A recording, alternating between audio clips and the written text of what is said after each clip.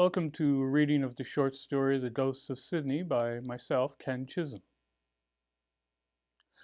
I cautiously opened the door to the lobby of the Highland Arts Theatre and was somewhat startled after what I had just gone through to see the lobby crowded with figures in Victorian dress. "You made it," my friend Walter said from where he sat perched on Marley's coffin.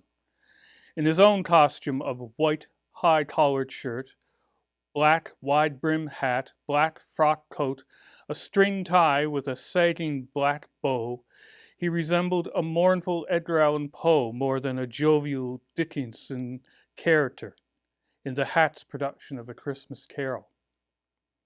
"I met a few new friends," I said, plopping down into a chair next to the coffin.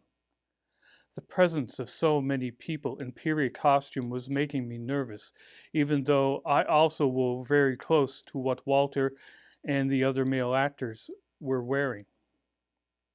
"How did the reading go?" Walter asked. "Was there a good turnout?" Yeah, it went fine," I said, scanning the crowd of actors, looking for any face that might be of a more greenish tinge than usual. "What's up? Your face is as green as anything," Walter said. I almost jumped a foot off my chair in fright. I frantically felt my face to make sure that it was solid flesh. My skin was a little chilled, but could have been from my brisk walk up Bennett Street from the McConnell Library 2 blocks away to make my first entrance cue for tonight's performance from the lobby. I had the most uncanny experience after reading the story, I said, on my way back to the theater. I hardly believe it actually happened. "Did you encounter one of the women working the street?" Walter said with a certain smirk. "No, nothing like that, but it started on my way to the library to give my reading." "This isn't going to be a long expository passage, is it?" Walter said, reclining a bit on the coffin. "Setups are so obvious and usually unnecessary and boring." "You can skip this scene when the Blu-ray comes out," I said, determined to tell my story in my own way. "As you know, I accidentally committed myself to reading a new ghost story at the McConnell for our annual Gaudy Night event, the same night we had one of our performances." "Yes, because as you can see, I am in costume for tonight's show," Walter said. "In fact, if you hadn't talked me into this part, I would be at the library doing something I actually wanted to do. Anyway, because the readings start at 7 and the play doesn't start until 8 p.m., I arranged with everyone I would get in costume for the play, go up the street to the library, do my reading of the short story, and then boot it back to the theater in time to get on stage. Or you could buy a pocket day planner and write stuff down like everybody else does. But go on."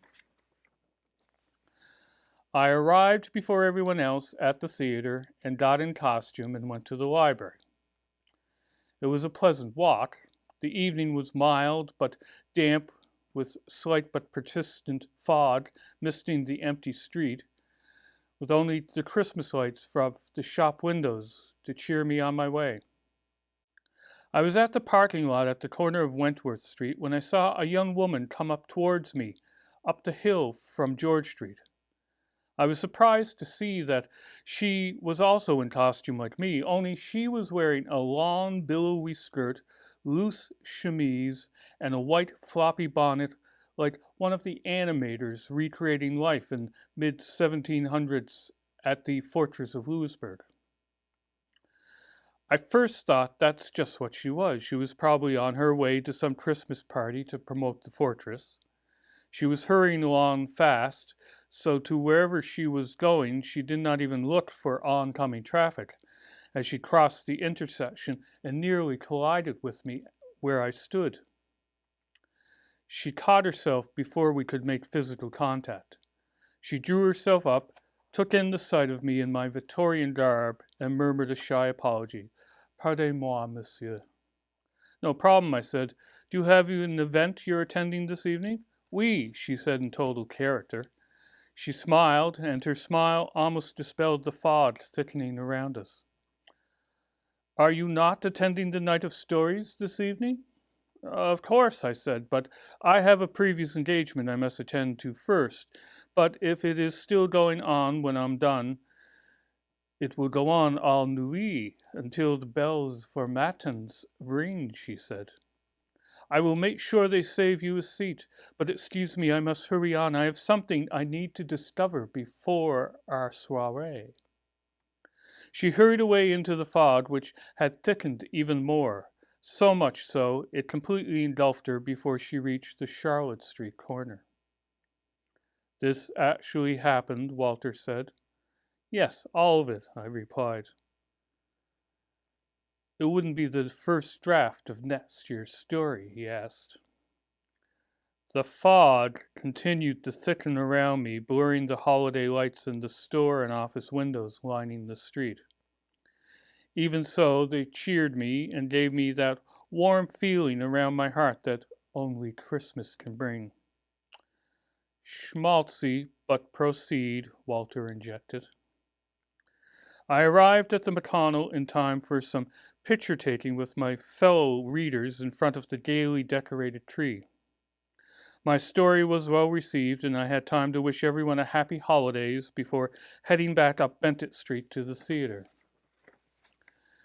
During the half hour or so I had spent in the McConnell, the fog had continued to thicken. The chill and the damp seemed to seep through the several layers of my Victorian costumes and all the way to the very marrow of my bones. Is that a steal from Conan Doyle like last year's story? Walter interposed. No, it's original. You're sure about that? I hastened my pace up Bennett Street, hoping it would warm my blood. Hastened. I like that. Very natural sounding. But the fog had obscured much of the street, making it eerily unfamiliar to my eyes. The almost viscous miasma of vapor had transformed the cheery, cherry, yellow, and blue of the Christmas lights in the various shop windows into a monotonous and unseasonal sickly green. Miasma. Miasma, Walter said as if tasting the word on his tongue. He caught my look. Continue on into the miasma. Even the buildings lining Bennett Street appeared to change shape. Top stories disappeared on some, while others grew taller or more squat. Hard, sharp-edged concrete and brick softened into shingles and pink siding from an earlier time in the city's history. Ah, some CGI effects in the miasma, Walter smirked, but I persevered. The optical tricks played by the gathering fog continued as dimly visible strings of holiday lights quickly coalesced into single points of light, and these points of green light grew ever so faintly brighter, as if they escaped the confines of the window displays to glide up the various side streets along Bennett and silently neared the spot where I stood transfixed. They soon showed themselves to be the forms of human beings. Like the young woman I had encountered earlier, indeed, like myself in my play costume, these figures were also dressed in period costume. But only now they represented every period of Sydney's history. There were a squad of tough-looking men, weather-beaten in rough work clothes like fishermen, singing an unfamiliar tongue, but somehow I instinctively knew they were singing in Basque. They were followed by a larger group of folk, in pairs or on their own, wearing hand-sewn work clothes like farmers or fisher persons, speaking what I more easily identified as French. A few of that group, the women in richly tailored gowns, and the men in jackets and knee breeches and buckled shoes, ignored the hearty salutations of their fellow countrymen with a certain practised aloofness. Behind them was a British officer in fine scarlet tunic of the late 1700s, proudly, no, lovingly, leading a small boy by the hand. Then there were the Scots, all wearing homespun, but significantly, I observed, no plaid. Broad-shouldered men, farmers, fishermen, lumbermen, and fine-featured women with dark hair and bluest eyes, still handsome if careworn by time. On they all came, by caste and clan, their rough homemade clothes giving way to overalls and hard hats, petticoats giving way to house dresses ordered from the Eaton's catalogue. On they all came, women, men, children, like the cast of a history pageant play leaving the stage after their curtain call. Walter breathed a sigh. Finally, a literary turn of phrase. He waved a hand for me to continue. One group stood off by the side, hesitant about joining the rest. They looked to be all First Nations people. Some of the Basque and the French called to them as friends, but still they held back, wary looks on their faces as they discussed the matter amongst themselves. Come on in, friends, and join us, a voice called from behind me. I turned to see who spoke and was again surprised to see a large building, a former hotel that had been demolished in my early teens, returned to the street corner where it once stood before it was replaced with a parking lot shared by a pharmacy and a Chinese restaurant. A woman stood in the open doorway of the spectral building.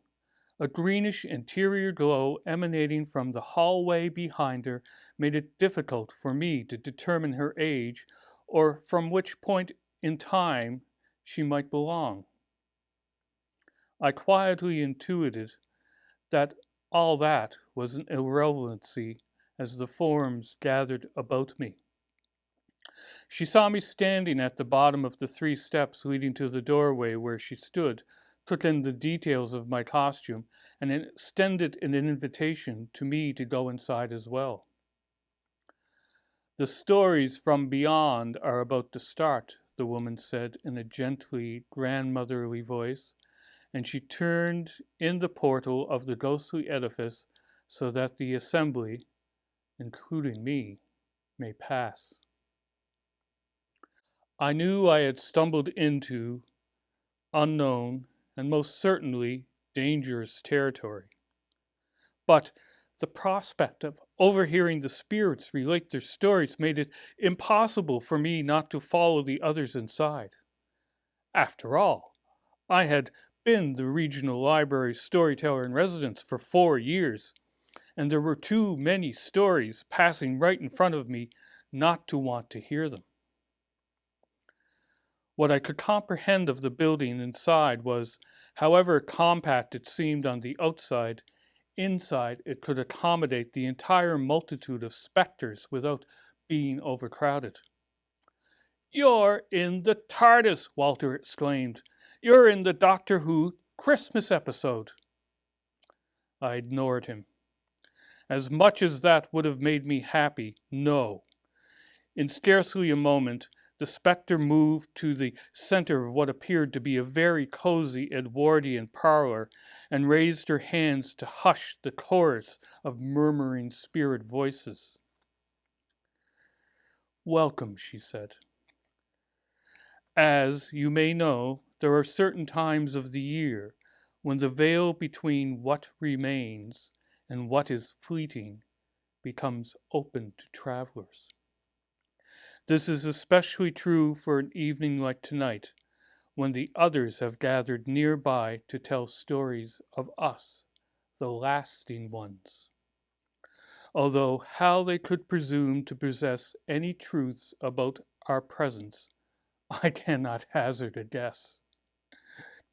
There was a gentle murmur of skeptical, ghostly chuckles. As they gather on their side of the veil, so do we assemble in friendship on our side of the veil to tell the story of our visits to their side, she said. There are many stories, and only till the sound of the matins bell to share them. Who here would like to begin? After a couple of heartbeats, a young man in a soldier's uniform from the Great War stepped forward. I am laying on my back, looking up into a clear blue sky, he began shyly. There are strange black clouds that blossom like flowers. I hear mournful sounds I can't identify. There are other forms laying all about me, both moving and still, but I have no sense of what they are. The big globe of light in this fading blue sky hurts my eyes, so I close them. But I am happy because I can still feel its warmth on my face. He stopped and looked somewhat unsure of what he had just related. That was my life, he finally said. There were some applause and murmurs of approval, and someone said, "Well done, old chap." Anyone else? Our hostess asked, casting her glance about the assembly. A woman, robust of build and dressed in an expensive-looking evening frock with a stole cast around her shoulders, stood up and spoke. I'm in a sort of, she raised her gloved hands and roughly mimed the shape of a box. Some sort of container that is moving. There are lights and other containers speeding by me. I make sounds with my mouth. She hummed an aria from some opera I couldn't recognize. The sounds make me happy. There is a bright light in front of me and a loud noise, but I am not afraid because the sounds continue in my head. There was more applause, and someone asked to hear her story again, but the hostess gently suggested we should wait until after others have had the chance to share their stories. The young Frenchwoman I had encountered on my way to the library stands and steps into the center of the room. I am laying in a room on something soft, with something soft weighing on top of me. My face is wet. There is a feeling something being held in my hand. She looked down at her own hand as if she might see what it was. But my hand feels squeezed. There are sounds, lovely sounds, like they have always been there. But some presence is missing. It makes me sad. But then I hear sounds approach from far away, growing near with each sound. My heart lightens. This is the sound I am waiting to hear. Then something is placed on my tongue. It is sweet, soft, full of life. With that, I know I can close my eyes and rest. She looked shyly at the floor, a beatific smile on her young face. There was only silence. The assembly held their applause in respect of the sensation they had shared with the young woman. Quietly, without looking up, she added, "My life truly was a happy one." Without pausing to consider my words, I quietly said, "Because at the end of your life, your true love brought the strawberries that you loved along with him." The young woman gasped, as did many in her audience. "Jean-Claude, yes, his name was Jean-Claude," she said. "He was a soldier at the fortress, but his commander forbid him to be with me. But he defied his orders and he came to me. How could I not know Jean-Claude? He was my joy. My story, said the woman in the stole said. What were those beautiful sounds? Why did I find such comfort in them? Puccini, I guessed. Puccini, she said. Yes, Puccini, La Boheme. Immediately there was a cacophony of ghost voices, all asking me to interpret their stories from beyond the veil. They rose in their piteous insistence to be heard to a mournful choir of shrieks. The spirits themselves crowded around me as if I alone possessed the knowledge of the secrets that lay beyond the veil between life and death, as if I were the master storyteller of both worlds. The fear exploded in my heart that they might hold me forever, a trapped visitor, my one duty to give them the answers to questions they no longer possessed the resources to answer for themselves. Not only might I be trapped for all eternity, for the first time in my life, I might miss an entrance cue on stage. Just then, from a distance, came the peal of chimes. Our hostess stepped forward and raised her hand for silence. The bells for matins are sounding, she said. Our time tonight is done. Hurry, we must depart this place, she said with her gentle smile. Without protest, the spirits cleared the room, and I followed them. No sooner had I achieved the sidewalk and turned to say good night to the spirit who had rescued me, when, like lifting fog, the entire fantastic scene had vanished, leaving only an empty parking lot. I listened to the chimes. I did not know what time they usually rang for matins, but I'm pretty sure the tune they played wasn't Frosty the Snowman. It was the carillon in the steeple of the Highland Arts Theatre. They play before the show as the audience arrives, Walter said. Nice twist. Thanks for no blinding obvious setup. But what do you think of my story? It's okay. I mean, it had a bit of the Mary Lou thing going on, but all of them have that.